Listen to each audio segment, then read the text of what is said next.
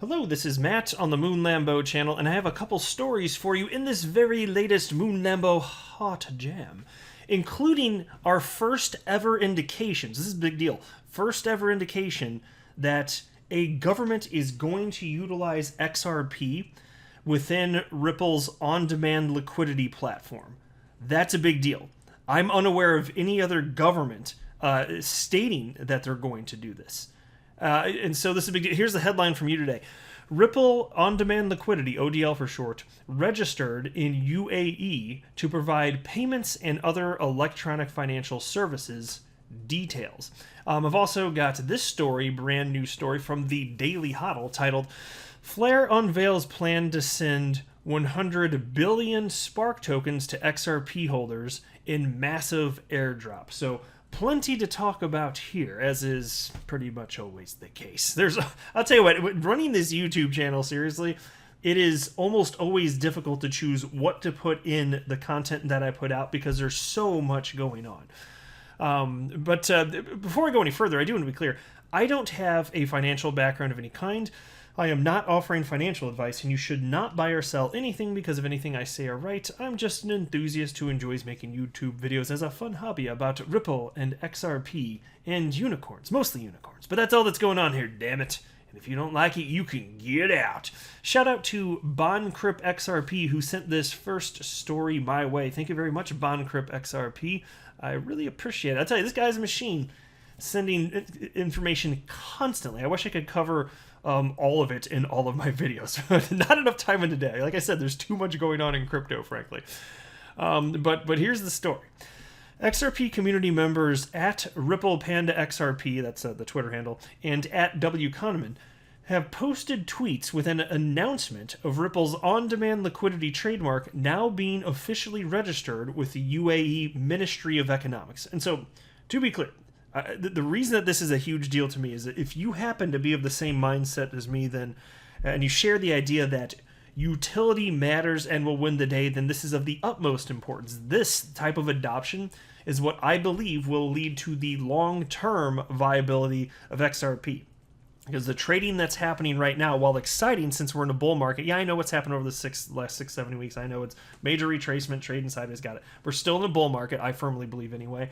And so I understand that in the short term, utility doesn't sufficiently matter, but if you fast forward a decade or 2 or 3, what do you think the landscape's going to look like? Do you still think there's going to be over 8,000 coins regularly talked about and that they're all going to have money pumped into them and we're going to keep having these 4-year cycles with the same crazy frenzy around it? No. The asset class is going to mature. I personally believe that most of these cryptocurrencies are going to go the way of the dodo, my favorite extinct avian creature, by the way. It's a fun fact about Moon Lambo. And it's going to look very different. And so even if like the blockchains technically still exist, they're effectively going to be extinct because they're going to be delisted from exchanges as liquidity dries up because money's going to ultimately flow into those cryptocurrencies that solve real-world problems. XRP is solving a real-world problem by being positioned as a bridge currency, and that's just one use case. It's the most famous one, which is why I talk about it more than other use cases, but I think that's fair. And it's just going to keep getting adopted because, frankly, as I've been saying for the longest damn time on this Moon Lambo channel with a silly-ass name, is that there is no other solution for the train wreck that is the world of global cross-border payments and settlement. That's it. Outside of the utilization of a decentralized cryptocurrency that has an open market price, there is no solution for the settlement portion of this because you're not solving for trust if you're utilizing an asset as a means, as a bridge. If it's what they think of, it's a bank coin, a stable coin, it doesn't matter. You're not solving for trust if you're not using a decentralized cryptocurrency, which is why until the advent of cryptocurrencies, there wasn't a solution for the train wreck that is the world of global cross-border payments and settlement. And so the piece continues here. The on-demand liquidity product has been registered with the Commercial Department of the UAE regulator to provide peer-to-peer financial data services, according to the tweet. So according to the translation provided in the comments, Ripple has registered on-demand liquidity to provide electronic financial services to do with payments involving fiat currencies, as well as exchange of digital and fiat currencies over the network. And so here's a tweet from Wrath of Kahneman, at W. Kahneman on Twitter, and he wrote, from Al Fajr News, I'm probably butchering the name, doing my best here, May 12th, Morocco, apologies, the translation is difficult. Appreciate any help from native speakers. I do not know if these are announcements or ads or other. And we actually did have somebody who's a native speaker jump in and help out here, so much appreciated. It was Dr. KLN Ezzy. I apologize, I'm probably butchering that too, but I'm doing my best, I promise. Giving it the old college try. And so here's what he wrote. It is an announcement for the official registration of the Ripple on-demand liquidity trademark with the government of UAE Ministry of Economics, a commercial registration department to provide peer-to-peer financial data exchange services. And so even if it's not active today, and there's not an indication that this is active today, they wouldn't be doing this if there weren't an intent. I think that's very fair to say. And so you're talking about the utilization of XRP as a bridge currency. One endpoint, the government of the UAE here. That's actually big. That's a big story, frankly. And it's astonishing to me, and this is just one of many stories that I suspect we'll see along these lines in the years to come. And so, even with the SEC going after Ripple, this is not something that's deterring other participants around the world from utilizing this technology, because again, without this technology, there is no solution. You've got all sorts of pain points, all sorts of friction. So that's why I keep saying either we're going to fix the problem or we're not. And if we're going to fix the problem, you need to use a decentralized cryptocurrency with an open market price. And the only one that's being positioned for this use case is XRP. So how do you think this unfolds? Fine. Technically, something could come out of left field that destroys this, and we'll be like, okay, yeah, we didn't see that coming. Fine. Maybe that happens. Which is why I do admit I'm not 100% certain. I am not without doubt. But I feel very strongly, based on all the publicly available information today, that XRP will become the standard mechanism for bridging payments. How can I logically arrive at any other conclusion when I see the actual adoption and no other solution out there, period? Mankind has not devised another solution outside of this. And so then there's this from the Daily Huddle. Flare unveils plan to send 100 billion Spark tokens to XRP holders in massive airdrop.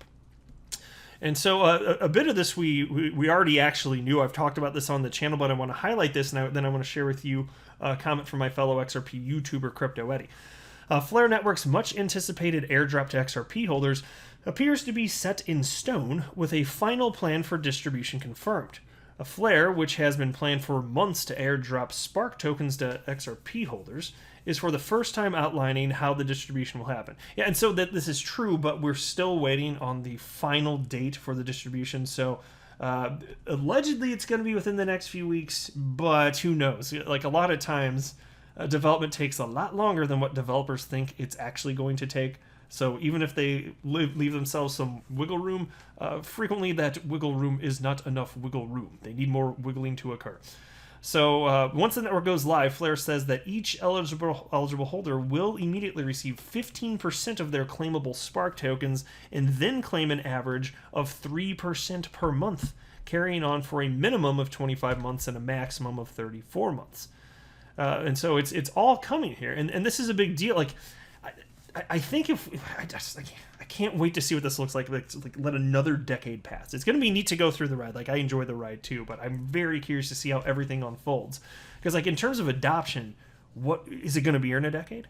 Because it looks to me like an incredible platform. So check out this tweet from my fellow XRP YouTuber Crypto Eddie. She wrote, "Today, Ethereum has, for the first time, overtaken Bitcoin by the number of daily active addresses on its network." That's big in and of itself, right? You might be like, well, why are you talking about that? Well, stick with me. She writes the following: 750,000 active addresses as of Friday, some 50,000 more than Bitcoin.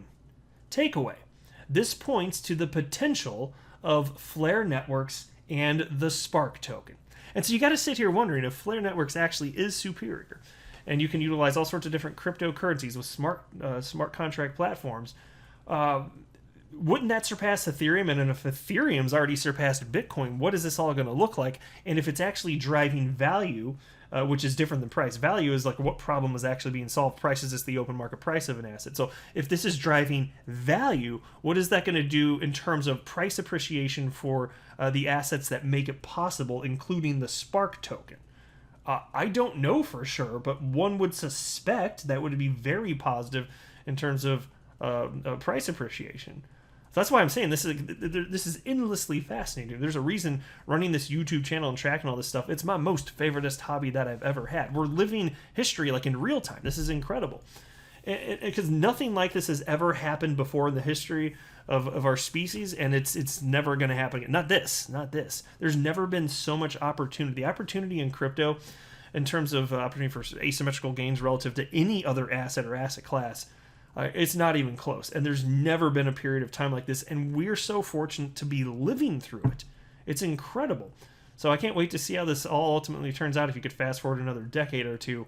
But it's more fun right now. Like, eventually we'll look back on these as the good old days. That's what I feel very confident about that.